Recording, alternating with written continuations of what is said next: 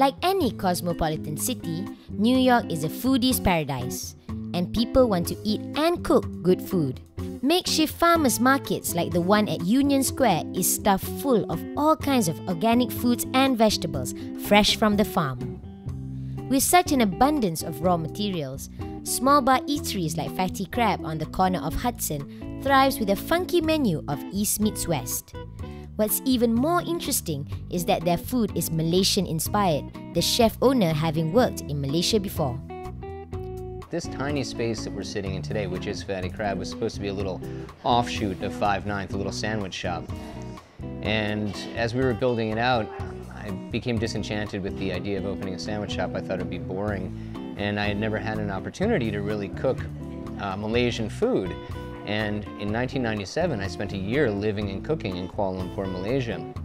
So one day it sort of dawned on me, I don't know why it didn't earlier, but we were halfway through construction. I said, holy shit, why don't I just open a Malaysian restaurant? And I went to Rick and said, why don't we do Malaysian food instead of a sandwich shop?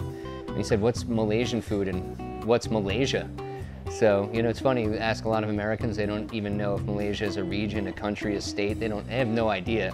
As a bartender was quipping earlier, who was sitting next to my friend Devin, said it's like an imaginary country that's right next to Narnia. I mean, literally, not a lot of people know about it.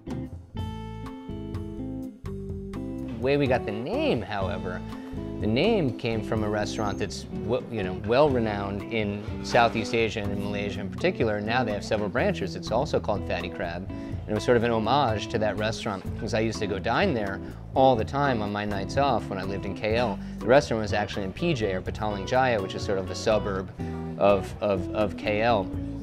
And I love their chili crab, their chicken wings, and on occasion the century egg. But the chili crab that they make at Fatty Crab in Malaysia is far different and sweeter than the one we make here. So we took a lot of liberties, but the name was great. We loved the name and I loved the restaurant. And so we decided to do it in honor of one of my favorite restaurants in Malaysia.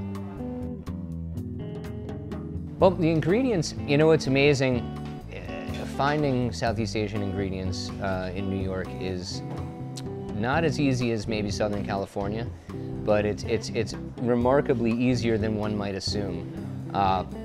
I guess that's because it's New York City, and you know there are over 180 ethnicities represented here. Some things I have to sacrifice a little bit on. Some things are easy to get, like belacan. It's a dried product. You know, you can ship it. It keeps. It's it keeps indefinitely. I mean, belacan will last forever, and you know it's already stinky and smelly, so it's already gone bad.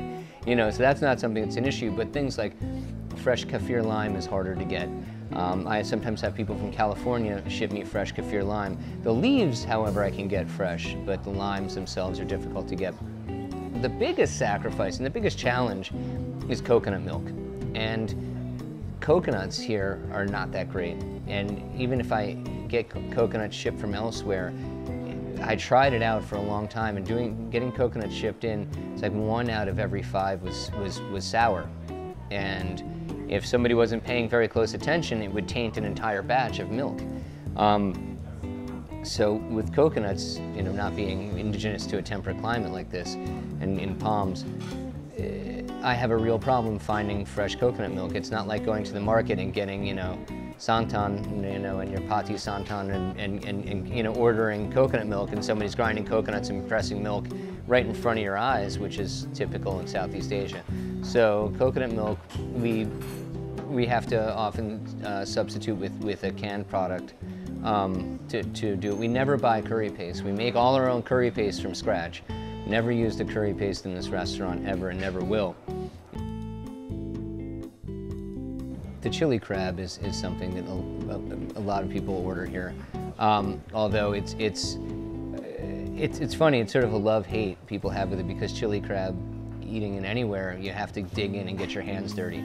Like eating a fish head curry, like eating anything I think that's really worth eating, you have to get your hands dirty and get messy, and you dig for the meat. And sometimes people, when they're going out to dinner and going out with friends, they don't feel like getting their hands that dirty and digging in. So we have other popular items as well, the fatty duck, which is something that's really not Malaysian, sort of more Chinese in its inspiration. but played in. It's duck that we steam over a lot of aromats.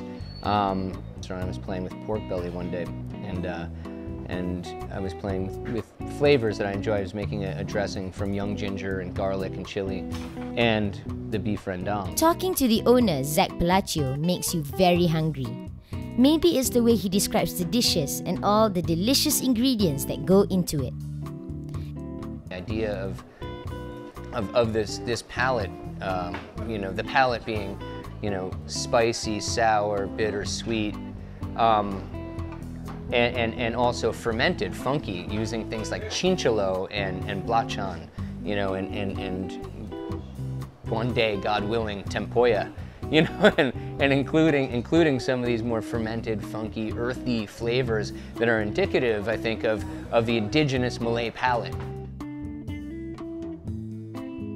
You know, cooking with these Malaysian and Thai and Southeast Asian influences, particularly Malaysian, is something that's still new to people, and exposing them to the palate is something that it's becoming incredibly popular, but it's not on a trajectory that's overnight. I mean, it's still going to take time, but popular enough that we've seen the success here at Fatty Crab to the point where it makes sense for us to open another one on the Upper West Side of Manhattan, and to take the risk to go to Brooklyn and open a restaurant that, you know, is where Malaysian flavors define the cuisine as well.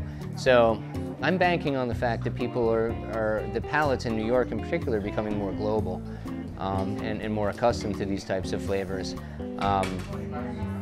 At the same time, there's a whole other movement that's going on here I think they're moving along, and they don't mix necessarily, but they're moving along in a parallel lines.